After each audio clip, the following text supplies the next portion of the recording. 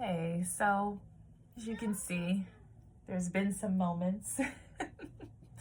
There's been like a lot of moments with just the different changes, that I've been dealing with my hair. And these changes have definitely been different. We just had Mother's Day pass for Sunday, and that was when I did this, because I realized that I was putting a lot of emphasis on my hair to identify with something within that I felt like I lost somehow. So my hair, I was basically using my hair as that compass to get back to myself. And I just started realizing that that's not the portal through. That's not how you get in. That's not how you get back. That's not how you restore necessarily. And realizing that there's no satisfaction really, or true confirmation or validation that comes from needing to go through those changes in order to find self from within, like whatever I felt was missing from within. I was looking for it through my hair. And I realized that, and you guys know that I'm very honest and open about, changes in that way. And I was recognizing that about myself. And I said, what? Is this fun? Like, am I having fun going through all the different changes right now? Because for some people, this shit is fun. It's just like, yeah, I feel like being blonde today, red tomorrow, purple the next day, short, long, wig, weave, bald, But there's fun. There's variety to that. There's style. There's that's the reason for the season, But I had to ask myself, and I was just like, no, this is not fun. This is something deeper. This is something that I'm trying to recapture within myself, and it's not working. It's not working because there's nothing that I'm doing that is actually giving me that feeling of reconnection and whatever it is that I'm looking for. So Mother's Day was like that day for me, because what I realized is that, I started recognizing that I look like my mom with my hair, with my short hair. And I didn't really want to cut my hair short, to be honest. It was mostly because, again, trying to recapture a part of me that I felt that I lost, which was my freeform locks. Like, trying to get back to that part of myself outwardly. So, just going to get the instant locks done and not really feeling connected to it because there was no process in getting those locks, just for me personally. And I explained that before. So I had to cut those locks off. There was no combing out like it was the first time around. So I didn't really want to do that, but I felt like I had to, just to really just reset. And I get used to different styles, and I'm not necessarily, it's a thing that I can just get through. It's not a big deal necessarily. But what I started to realize is that my mom had the same haircut for maybe 15 years. That cut that I had, the curly cut, the tapered. And all I could see was my mother when I looked in the mirror. And subconsciously, that was a problem for me. That was a problem. And I just recognized that on Mother's Day. That was a problem, that I looked like my mom.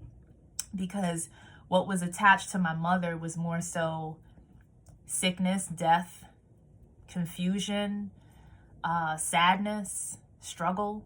That was like her life for the majority of the time.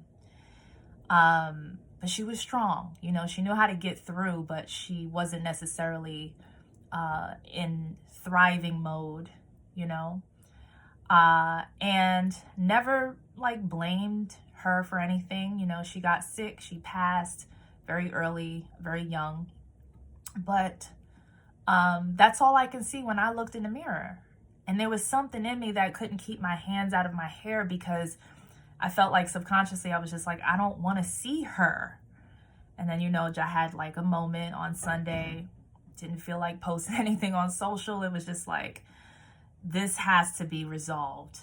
Like, what's really going on? Because again, when we have ancestral stuff coming up, it affects like today, it affects the present.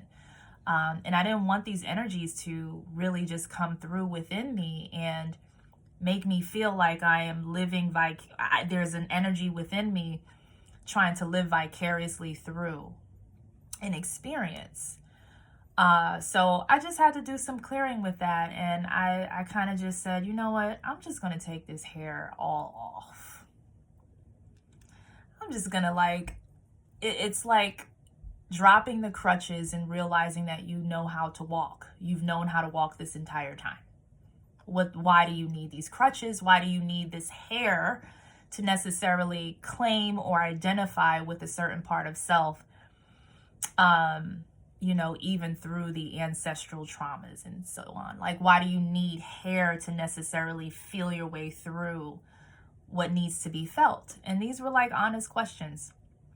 And I gave myself honest answers. And in that was just like, and it felt very, very liberating. It feels very liberating. I've never been this short with my hair at all. But I saw myself. I didn't see my mom. I didn't see anybody but me. I didn't see anyone else. There was no like, hey, you sort of kind of, it was just like, no, this is something through my different identity changes that I've never really recognized. And I was able to like really see myself, like my face, but not just my face, like beyond the barrier, that part of me that I was really trying to get into. I was able to do that with ease once I got rid of the major distraction for like just feeling the energy, just in general. So this is like this, for most, this is not a big deal. But for me, it was only because it was a way of me letting go of the conjuring up of the struggle spirit within my mom's passing, within the death, and feeling that and reliving that through myself.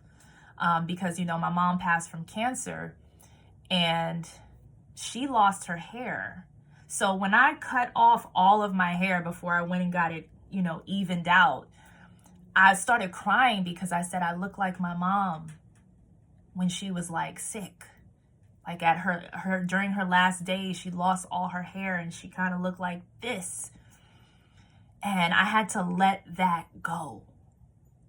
And I had to detach that experience from my identity so that I was able to see and feel myself in whatever that means, like that true awareness of like what self is.